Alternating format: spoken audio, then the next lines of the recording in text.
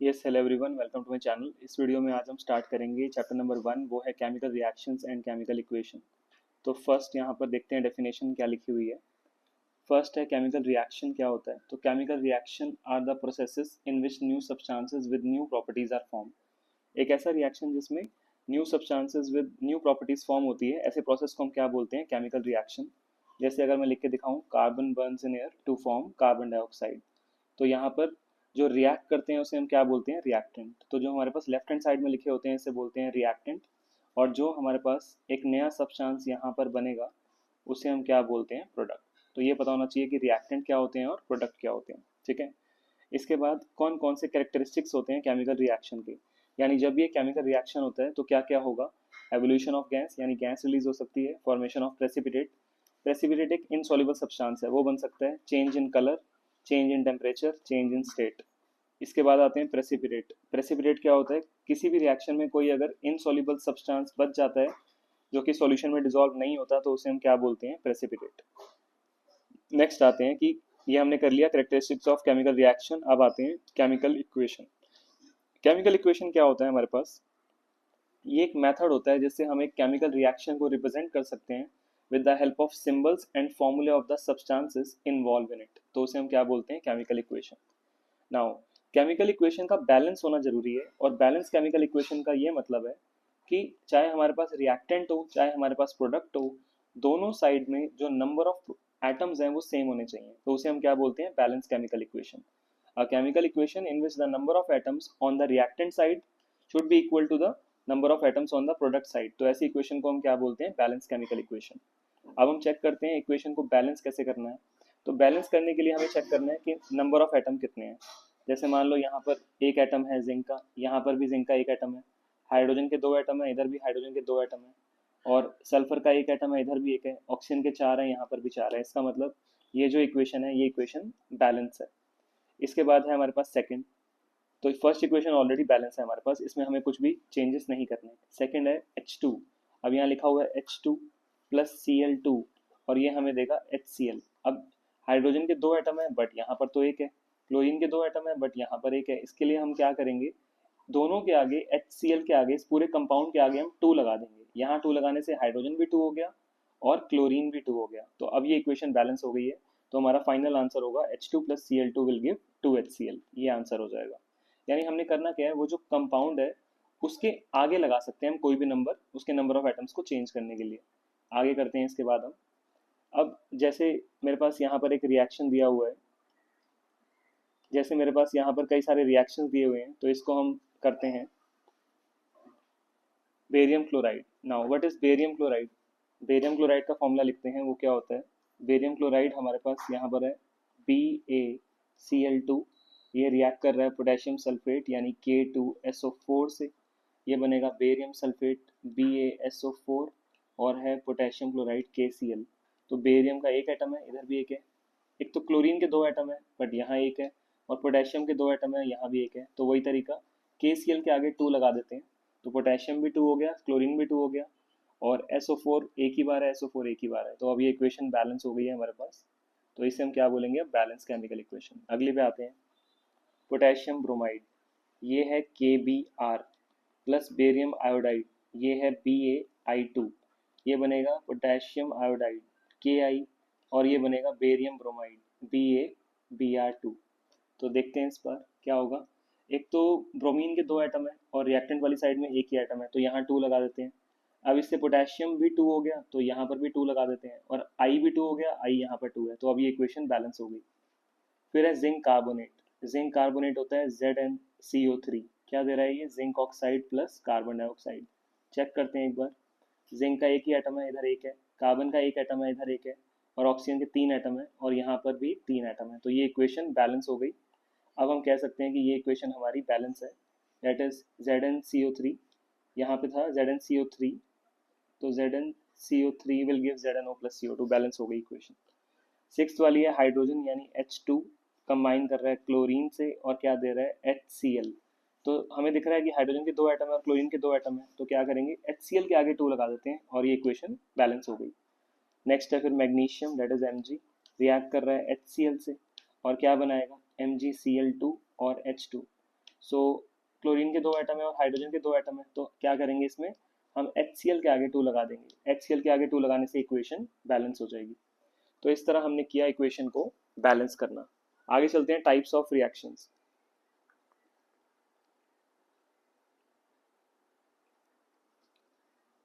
Types of reaction में first category है हमारे पास कॉम्बिनेशन रिएक्शन। बैलेंसिंग हमने कर लिया, इक्वेशन को बैलेंस कैसे करना है अब हम करेंगे यहाँ पर टाइप्स ऑफ रिएक्शन। तो फर्स्ट कैटेगरी है कॉम्बिनेशन रिएक्शन। अब कॉम्बिनेशन रिएक्शन क्या होता है यहाँ पर?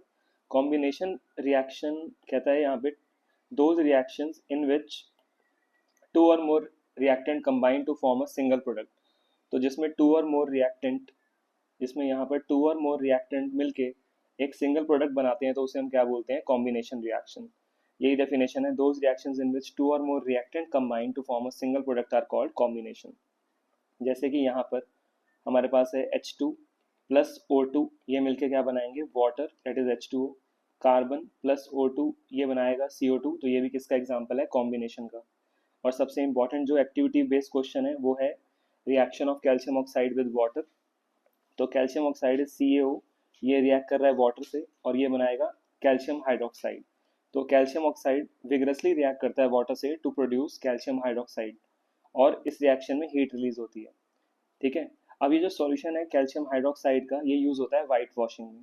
तो कैल्शियम हाइड्रोक्साइड वाइट वॉशिंग करते हुए कार्बन डाइऑक्साइड से रिएक्ट करेगा और क्या बनाएगा? कैल्शियम कार्बोनेट बनाएगा। और इस कैल्शियम कार्बोनेट की वजह से एक शाइनी लेयर क्रिएट होगी जिसकी वजह से जो वॉल्स होती हैं उसमें एक शाइनी फिनिश आती है।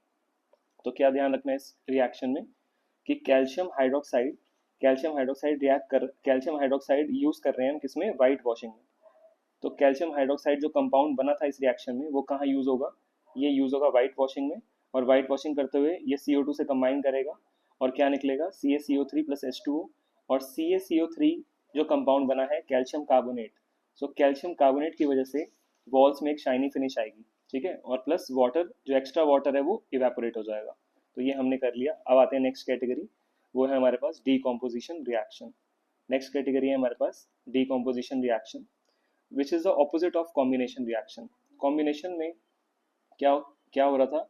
कॉम्बिनेशन था कि to or more reactant combine हो रहे थे to form a single substance. But decomposition में एक सिंगल प्रोडक्ट, एक सिंगल रिएक्टेंट जो है, डीकॉम्पोजिशन में क्या होगा? डीकॉम्पोजिशन में इसका उल्टा हो जाएगा, एक सिंगल रिएक्टेंट ब्रेक्स डाउन हो जाएगा into two or more products. ठीक है, those reactions in which a single reactant splits up into two or more simple product are known as decomposition reaction. तो ये रिएक्शन कैसे होता है? ये रिएक्शन होगा बाय पासिंग हीट, लाइट और इलेक्ट्रिसिटी। यानी कोई भी सॉल्ट अपने आप तो ब्रेक होगा नहीं, या तो इस सॉल्ट में हमें क्या देना पड़ेगा? या तो इसमें हमें हीट पास करनी होगी, या लाइट पास करनी होगी, या इलेक्ट्रिसिटी। तो पहला है हीटिंग वाला। हीटिंग वाले में कैल्शियम कार्बोनेट वाला याद रख सकते हैं कि अगर हम कैल्शियम कार्बोनेट को हीट करेंगे तो क्या बनेगा? CaO plus CO2। उसी तरह अगर हम फेरस सल्फेट के क्रिस्टल्स को हीट करेंगे तो फेरिक ऑक्साइड बनेगा SO2 और SO3। और उसके बाद हमारे पास एक और है, जब हम लेड नाइट्रेट को हीट करेंगे तो लेड ऑक्साइड बनेगा, NO2 और O2 निकलेगा। तो ये था हमारे पास हीट वाला। इसके बाद हम दूसरे केस करते हैं यहाँ पर, और सेकेंड है हमारे पास बाय पासिंग सनलाइट। सनलाइट वाले में जो सॉल्ट का नाम है वो है सिल्वर क्लोराइड और सिल्वर ब्रोमाइड। तो सिल्वर क्लोराइड में से जब सनलाइट पास करेंगे तो सिल्वर डिकम्पोज हो जाएगा, यानी सिल्वर निकल जाएगा। तो यहाँ पर सिल्वर क्लोराइड जो है वो डिकम्पोज हो जाएगा और क्या निकलेगा? Silver plus chlorine, silver plus chlorine निकलेगा। और सिमिलरली अगर सिल्वर ब्रोमाइड है, सिल्वर ब्रोमाइड में से भी अगर सनलाइट पास करेंगे तो सिल्वर अलग हो जाएगा और ब्रोमीन गैस अलग हो जाएगी। तो ये था हमारे पास डीकॉम्पोजिशन रिएक्शन, यानी सिल्वर क्लोराइड सनलाइट पास करेंगे तो क्या होगा? सिल्वर अलग हो जाएगा, क्लोरीन गैस अलग हो जाएगी। सिल्वर ब्रोमाइड में से भी सनलाइट पास करेंगे, सिल्वर अलग हो जाएगा, ब्रोमीन अलग हो जाएगा। ये दोनों रिएक्शन यूज होते हैं ब्लैक एंड व्हाइट फोटोग्राफी में, ये ध्यान रखना है। तो ये था हमारे पास decomposition reaction by passing sunlight. इसके बाद है बाय पासिंग इलेक्ट्रिसिटी। तो जब एसिडिफाइड वाटर से यानी H2O से हम इलेक्ट्रिसिटी पास करेंगे, जब एसिडिफाइड वाटर यानी H2O से इलेक्ट्रिसिटी पास करेंगे सो हाइड्रोजन गैस और ऑक्सीजन गैस रिलीज हो जाएगी। इसके लिए अब एनोड कैथोड का सेटअप होता है। मान लो यहाँ पर एक तरफ एनोड एक तरफ कैथोड, और इस तरह हमने कंप्लीट करा हुआ सेटअप, पॉजिटिव नेगेटिव। पॉजिटिव वाला एनोड होता है और नेगेटिव वाला कैथोड होता है। तो यहाँ पर क्या होगा? जैसे इलेक्ट्रिसिटी पास करेंगे तो गैसेस निकलेंगी, कोई गैस एनोड पे और कोई गैस कैथोड पे। अब हाइड्रोजन का आयन होता है H+, तो प्लस वाला निकलेगा नेगेटिव की तरफ यानी कैथोड की तरफ। तो कैथोड पे कौन सी गैस निकलेगी? हाइड्रोजन। और ऑक्सीजन होता है O2-, नेगेटिव वाला निकलेगा एनोड की तरफ, तो एनोड पे कौन सी निकलेगी? Oxygen gas. तो ये क्वेश्चन आ सकता है कौन सी गैस कैथोड पे निकल रही है और कौन सी गैस एनोड पे। सो कैथोड पे हाइड्रोजन गैस, एनोड पे ऑक्सीजन गैस। और गैसेस का जो रेशियो है वो क्या निकलेगा? 2:1, यानी हाइड्रोजन इज टू ऑक्सीजन निकलेगा 2:1। ये ध्यान रखना है, ठीक है। आगे चलते हैं। तो ये था डिकम्पोजिशन रिएक्शन। थर्ड कैटेगरी हमारे पास आती है displacement reaction. Now what do you mean by displacement reaction? Displacement reaction एक ऐसा रिएक्शन है जिसमें जो मोर रिएक्टिव एलिमेंट होता है हमारे पास, in this reaction a more reactive metal displaces a less reactive metal from its compound, from its salt solution. अब जैसे मान लो ये रिएक्टिविटी सीरीज हमें याद रखनी है। मान लो मैं रिएक्शन कर रहा हूँ आयरन, आयरन को मैंने डाल दिया कॉपर सल्फेट के सॉल्यूशन में। तो यहाँ पर क्या होगा? ये रहा आयरन ज़्यादा रिएक्टिव है कॉपर से, तो आयरन ज़्यादा रिएक्टिव है कॉपर से, तो वो क्या करेगा? कॉपर को, आयरन क्या करेगा? आयरन अगर ज़्यादा रिएक्टिव है कॉपर को डिस्प्लेस कर देगा, हटा देगा उसके सॉल्यूशन से। तो रिजल्ट बनेगा यहाँ पर FeSO4 प्लस Cu, ये रिजल्ट बनेगा। तो वही रिएक्शन है, जो मोर रिएक्टिव मेटल है वो लेस रिएक्टिव मेटल को डिस्प्लेस करता है उसके सॉल्ट सॉल्यूशन से। सो यहीं पे क्वेश्चन है what will happen when iron nail is placed in copper sulphate solution. तो आयरन को अगर प्लेस किया कॉपर सल्फेट सॉल्यूशन में तो बनेगा FeSO4 प्लस कॉपर। कॉपर यहाँ पर अलग हो गया, और ये जो कॉपर अलग हुआ था, मान लो मेरे पास ऐसे एक सॉल्यूशन है और यहाँ पे मैंने आयरन नील डाला हुआ है और यहाँ पे पूरा कॉपर सल्फेट का सॉल्यूशन है। तो यहाँ पर जो कॉपर अलग हुआ, अब वो आयरन नील के ऊपर डिपॉजिट होना स्टार्ट हो जाएगा। सो यहाँ पर ऑब्जर्वेशन याद रखनी है। फर्स्ट ऑब्जर्वेशन क्या है? एक तो जो कॉपर सल्फेट का जो ब्लू कलर है वो फेड हो जाएगा due to the formation of light green solution of iron sulphate, due to the formation of light green solution of iron sulphate. तो फर्स्ट ऑब्जर्वेशन क्या है? जो कॉपर सल्फेट का ब्लू कलर है वो फेड हो गया। और दूसरा, a red brown coating of copper metal is formed on the surface of iron nail, यानी जो कॉपर है वो आयरन नील के ऊपर डिपॉजिट होना स्टार्ट हो गया। तो ये होता है डिस्प्लेसमेंट रिएक्शन। नेक्स्ट कैटेगरी में आते हैं, वो है हमारे पास डिस्प्लेसमेंट रिएक्शन। अब देखो डिस्प्लेसमेंट रिएक्शन क्या कहता है हमारे पास। मान लो कि एक कंपाउंड है मेरे पास ए बी, मान लो एक कंपाउंड है ए बी। तो ए बी जो कंपाउंड है कैसे बना होगा? आयंस के थ्रू। डेफिनेशन पढ़ते हैं, those reactions in which two compounds react by an exchange of ions, यानी दो कंपाउंड कैसे रिएक्ट कर रहे हैं? उनके आयंस एक्सचेंज हो रहे हैं to form two new compounds. जैसे कि मान लो एक कंपाउंड है मेरे पास ए बी, एक कंपाउंड है ए बी और ये बना हुआ है प्लस माइनस से, और दूसरा कंपाउंड है सी डी, ये बना हुआ है प्लस माइनस से। तो क्या होगा? पहले का पॉजिटिव वाला दूसरे के नेगेटिव से कंबाइन करेगा और कंपाउंड बनेगा ए डी, और दूसरे का पॉजिटिव वाला पहले के नेगेटिव से कंबाइन करेगा और कंपाउंड बनेगा सी बी। तो दो कंपाउंड्स कैसे रिएक्ट कर रहे हैं? बाय एक्सचेंज ऑफ आयंस, इनके आयंस एक्सचेंज हो रहे हैं to form two new compound. दो कंपाउंड्स हमने लिए, उनके आयंस को एक्सचेंज करा दिया और दो नए कंपाउंड बने, और उससे हमारे पास क्या बना? ऐसे रिएक्शन को क्या बोलेंगे? Double displacement reaction. Those reactions in which two compounds react by an exchange of ions to form two new compounds are called double displacement reaction. जैसे एग्जांपल है पहला Na2SO4। तो हमने क्या लिया? Sodium sulphate. अब सोडियम क्या होता है? Na प्लस, सल्फेट होता है SO4 2 माइनस। दूसरा लिया बेरियम क्लोराइड, Ba2 प्लस और फिर है Cl माइनस। तो क्या होगा? पहले का पॉजिटिव वाला दूसरे के नेगेटिव से कंबाइन करा और NaCl बन गया, और Ba2 प्लस कंबाइन करा SO4 2 माइनस से और क्या बना? BaSO4। तो इस तरह दो नए कंपाउंड्स हमारे पास बन गए। अब इसमें एक इनसॉल्युबल सब्सटेंस बना, उसका कलर याद रखना है।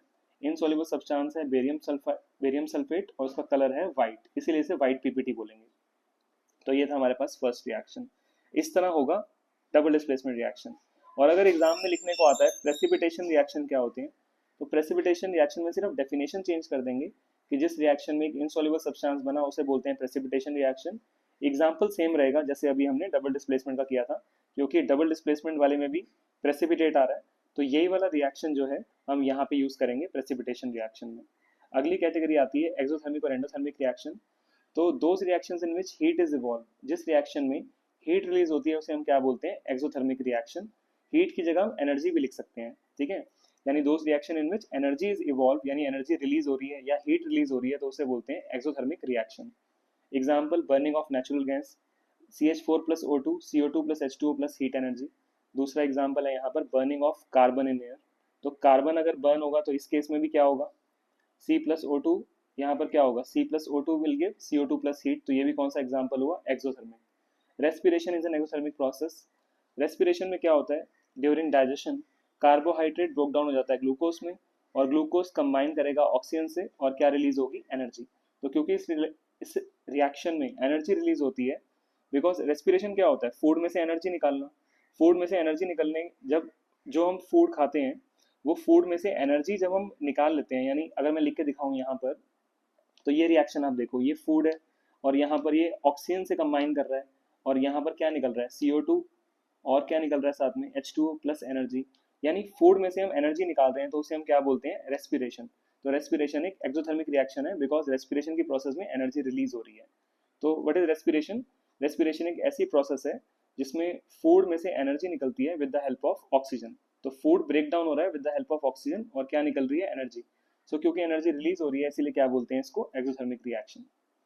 अगला एंडोथर्मिक रिएक्शन क्या होते हैं, तो यहाँ से हमें क्लियर हो गया कि रेस्पिरेशन की जो प्रोसेस है हमारी वो क्या होती है, respiration is an exothermic reaction. अगले पे आते हैं, रेस्पिरेशन है एक्सोथर्मिक रिएक्शन बिकॉज इसमें एनर्जी रिलीज हो रही है। अगला है एंडोथर्मिक, और एंडोथर्मिक रिएक्शन क्या होते हैं, ये जस्ट ऑपोजिट होगा एक्सोथर्मिक का। Endothermic reaction those reactions in which energy is absorb, जिस रिएक्शन में एनर्जी एब्जॉर्ब होती है उसे हम बोलते हैं एंडोथर्मिक रिएक्शन। जैसे कि हमने डीकॉम्पोजिशन में किया था कैल्शियम कार्बोनेट, इसको हमने हीट एनर्जी दी थी और दो नए कंपाउंड्स बने थे।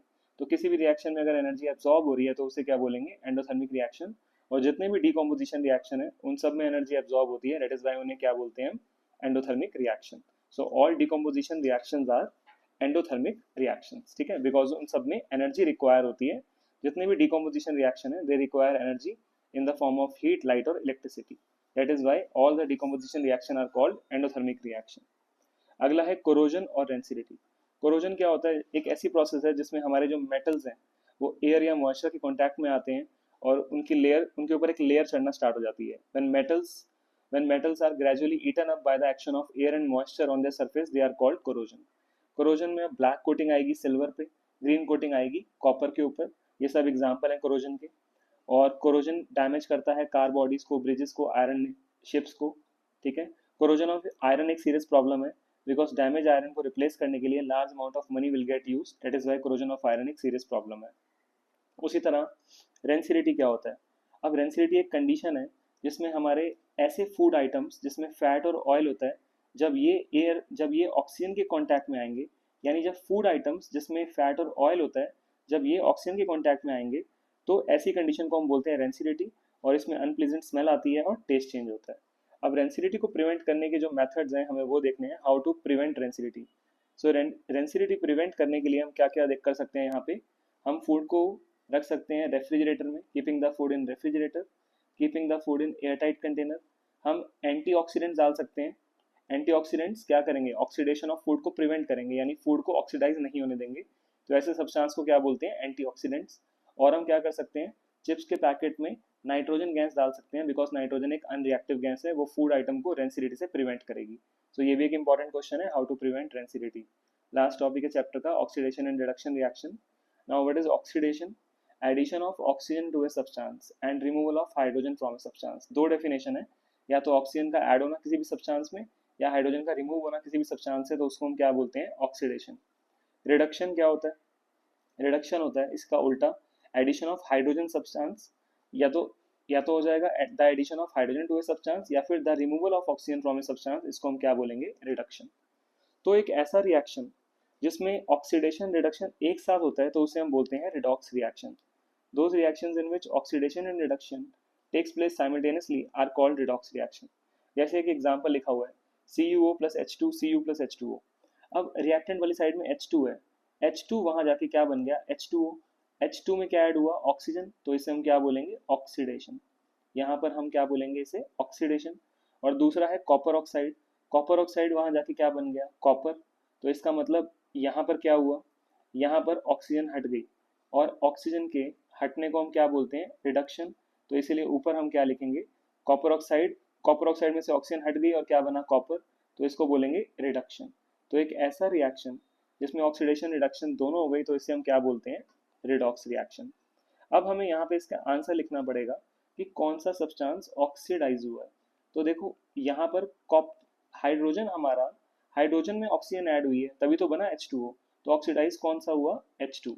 और रिड्यूस कौन सा हुआ, कॉपर ऑक्साइड, क्योंकि कॉपर ऑक्साइड में से ऑक्सीजन हट गई, तो सब्सटेंस रिड्यूस आपसे पूछेंगे कौन सा हुआ, रिड्यूस हुआ कॉपर ऑक्साइड। लास्ट यहाँ पे एक पार्ट आएगा कि ऑक्सीडाइजिंग एजेंट क्या होता है और रिड्यूसिंग एजेंट क्या होता है। तो जो ऑक्सीडेशन में हेल्प करता है उसे हम बोलते हैं ऑक्सीडाइजिंग एजेंट। तो ऑक्सीडाइजिंग एजेंट को याद रखने का एक तरीका है कि ऑक्सीडाइजिंग एजेंट वो होता है जो सब्सटेंस खुद रिड्यूस होता है। तो ऑक्सीडाइजिंग एजेंट क्या होगा, जो सब्सटेंस रिड्यूस हुआ है, आंसर हो जाएगा CuO। और रिड्यूसिंग एजेंट क्या होता है, जो सब्सटेंस ऑक्सीडाइज्ड हुआ है। रिड्यूसिंग एजेंट को कैसे याद रखोगे, रिड्यूसिंग एजेंट, रिड्यूसिंग एजेंट वो सब्सटेंस होगा जो खुद ऑक्सीडाइज हुआ है। तो खुद यहाँ पे जो ऑक्सीडाइज हुआ है वो कौन सा है, H2। तो ये था आपका पूरा chapter chemical equation and reactions. और वीडियोस के लिए चैनल को सब्सक्राइब कर देना, और वीडियो अगर अच्छी लगती है, आपकी यूजफुल लगती है, तो वीडियो को शेयर कर देना। Thank you.